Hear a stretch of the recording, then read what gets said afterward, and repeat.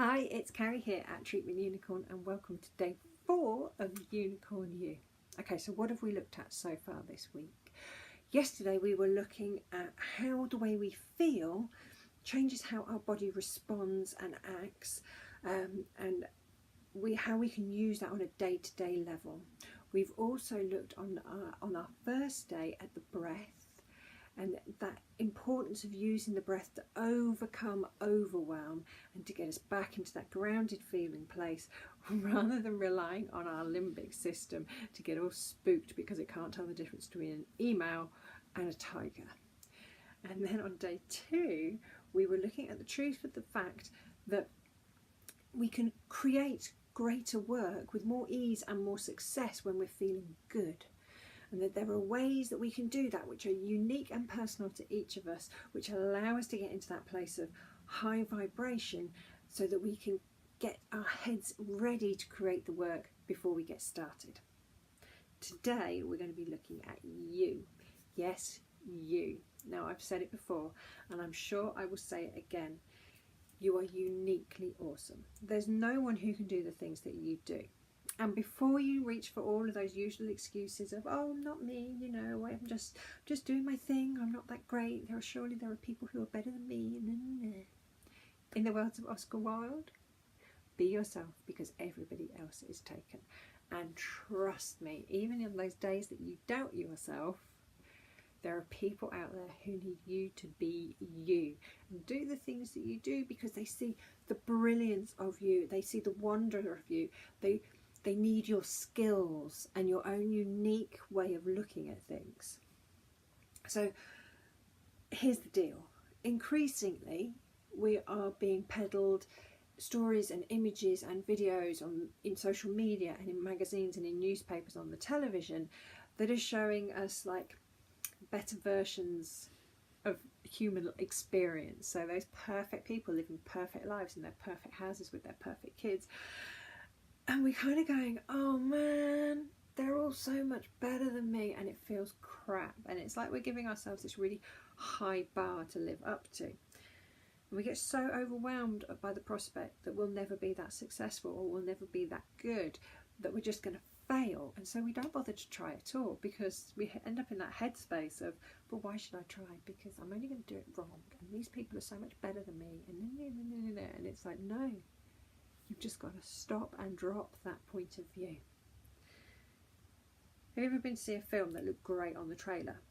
So you watched the trailer and it was full of action and witty one-liners and drama, and you were like, oh my God, I've got to go see that. But when you get there, it turns out it's nearly 2 hours of just like dirge, really stilted acting and just really, a waste of the last 2 hours of your life. And it turns out that there was only a minute of decent entertainment in the whole bleeding film, and they managed to shoehorn it into the trailer. Well, that's what the internet does. They just create this show reel of perfection and jaw-dropping success, and we lap it up, and then we're like, oh my God, my life is just not this great. Trust me, at some point in her life, Kim Kardashian has come home to find that the dog has chewed up her shoes and then vommed it up on a sofa. There will have been a day in the last month when Kate Blanchett woke up and she didn't look gorgeous and wonderful, she looked just a bit tired and grumpy. And Taylor Swift, she poops. Not only that, some days it smells so bad it would keel over a houseplant. Truth, must be. And we have to tell ourselves and tell that comparison monkey in our heads that's busy dancing around, clapping its little cymbals together, that it needs to go and take a hike and play in the road because we have got important shit to do on our own terms. Because really, we can waste a lot of time idolising other people's lives. I mean, some of us waste a whole life thinking, oh, but if only I had, and if only I was. You've got to do your own thing in your own way. And have that knowing that you're here to create awesome shit. Because otherwise we're just going to end up living lives that feel sad and empty, and we wonder why we're so unfulfilled. So create awesomeness. Dream big, damn it. And then stop dreaming. Take the dream, turn it into a plan. And then follow the plan. Take action on it, step by step, day by day. And this is today's action step. You might be wondering how to get started with all of this. Now, I find that a lot of the most successful things in my world have come through having clear knowing that it's what I want to achieve. And I use journaling quite a lot to do that. And journaling's really simple. It's just a case of grabbing a pen and a piece of paper and a pad and starting to write. So what do you want? What do you want to achieve? What are the things that you would love? What are your desires? Putting money worries aside, if you knew that you were completely and utterly supported and didn't have to bother your head with that, what is it that you would do? Write it down. Get in there. Start journaling and digging deep into the feeling of those desires. Give yourself permission not to judge yourself, not to edit yourself, and not to use that big bossy grown-up voice that tells you that it's irresponsible to dream big because it's never going to happen ever. That's just your ego talking. Let it flow. Allow the pen just to run free across the paper. And if you're wondering why I'm talking about using a pen and a paper, well, here's why. Unlike typing, cursive work, so handwriting, writing things down, connects both sides of the hemispheres of your brain. That means that you're connecting logic and reason and creativity together. Now, we don't need to worry too much about logic and reason. We can get to them at a later point. But you want to get into the feeling of what you want to achieve, the feeling of what you want to create.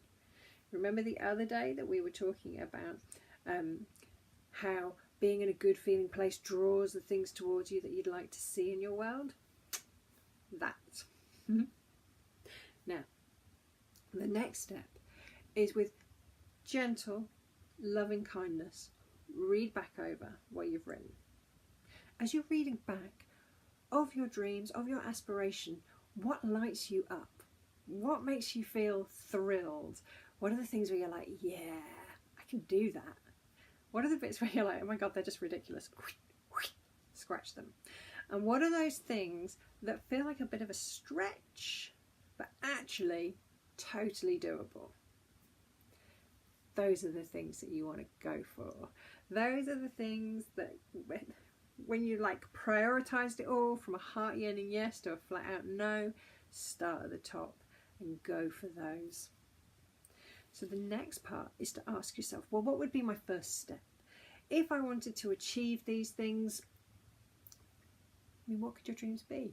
Anything from quitting your job, having kids, getting a dog, writing the book, being able to put your feet on the back of your head, rescuing donkeys in Spain, anything, any of those things. What would be your first step? How can you achieve it? And how can you make it easy? Remember too, especially if you already own your own small business, I know you people, I'm talking to you, there's a tendency to be distracted by the bright shiny things and the new projects. We all go there. That's what makes us entrepreneurs. Right, so for you guys, remember, you don't have to burn down the barn. This isn't about dreaming in a way that's going to make you go, oh my God, everything in my life is rubbish and wrong and scrap it all. Even if you're in a job you don't love, you don't have to quit it so you can go and build a wild bird sanctuary in the middle of the Suffolk Plains. I don't know. But even if your dreams don't feel like they match your reality right now, you don't have to scrap everything to go after them. Ask yourself, how can I make this easy? What would be a step towards? What could I do? How could I achieve it? What would make my heart sing? Because even if you just do bit by bit, if it's making you feel good, you know you're moving in the right direction. And here's the other great thing about this job, this whole thing of journaling. And it kind of is a job, you know, it's a consistent practice. Journaling is great as a consistent practice. You know, it costs no money. It allows you to escape into a world of loveliness It's great. Anyway, totally diverted there. What's also really cool is sometimes when you write down what your dreams are and you compare it back to your reality now, you realise that the balance isn't too far skewed and you're closer to achieving the things that you wanted in the first place, which is heartening and brilliant, and it just makes our confidence soar. So, if you found this helpful and you're not sure where to go from here, my gift to you is my ebook.